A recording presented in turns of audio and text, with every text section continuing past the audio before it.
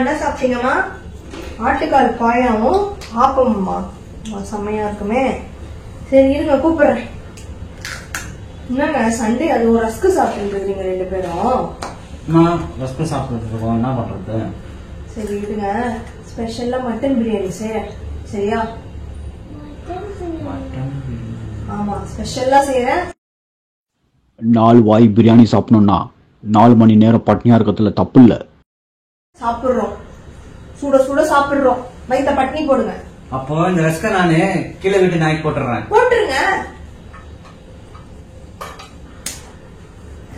என்னங்க பாய்கட்ல போயிட்டு 1 கிலோ வெள்ளாட்டு கறியா பார்த்து வாங்கிட்டு வா.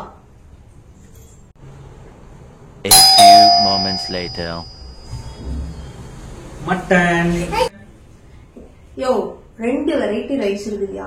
ஒன்னு ஜீரக சம்பா, இன்னொன்னு பாஸ்மதி ரைஸ். எதுல சமைக்கலாம்? ஜீரக சம்பாலே செஞ்சிருமா? ஜீரக சம்பாவா? ஓகே, நான் போய் அரிசி ஊற வைக்கிறேன். அடடா மாமா, ஜீரக சம்பா கொஞ்சம் தான் இருக்கு, இன்னும் கொஞ்சம் போய் வாங்கிட்டு வரீங்களா ப்ளீஸ்? சரி ஒன்னும் பிரச்சனை இல்ல, நான் வாங்கிட்டு வந்துடுறேன். வேற ஏதாச்சும் வேணுமா? அவ்வளவுதான்ப்பா, எல்லாமே இருக்குது. A few moments later. இதுக்கு தான் ஊருக்குள்ள ஒரு ஆளினார் அழகராஜா தேவைங்கிறது. மசாலா எல்லாம் போட்டு மட்டன் வெந்துட்டு இருக்குது. கர்டு காலி ஆயிடுச்சு, கொஞ்சோண்டு கர்டு வேணும். ஒரு பேக்கெட் கர்டு மட்டும் வாங்கிட்டு வந்துருங்க. என்னமா நீ எத்தனை தடவை போயிட்டு வரேன் நானு. சரி போயிட்டு வரேன். A few moments later.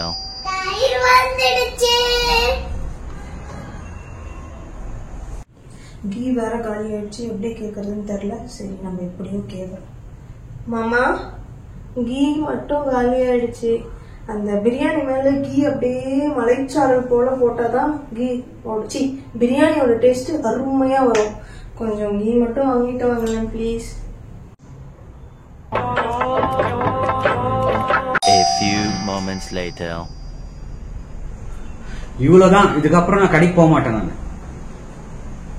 என்னங்க தம் கட்டியாச்சு, எல்லாமே ரெடி பண்ணி வச்சாச்சு. இன்னும் 10 நிமிஷத்துல பிரியாணி ரெடி ஆயிடும்.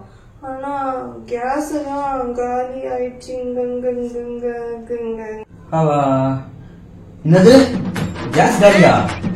எப்பா சாமி ஆளா விடுங்கடா. பிரியாணி வேண்டாம், ஒண்ணும் வேண்டாம், அந்த ரஸ்கே கொடுத்துருவோம். நான் சாப்பிட்டு என் பசி தீர்த்துக்கிறேன். அந்த ரஸ்க கீழ் வீட்டு நாய்க்கு போட்டுட்டேன்ப்பா. வீட்டு நாய்க்கு ரஸ்க் போட்டது அது பிரியாணி சாப்பிடுற டைம் தான் இது.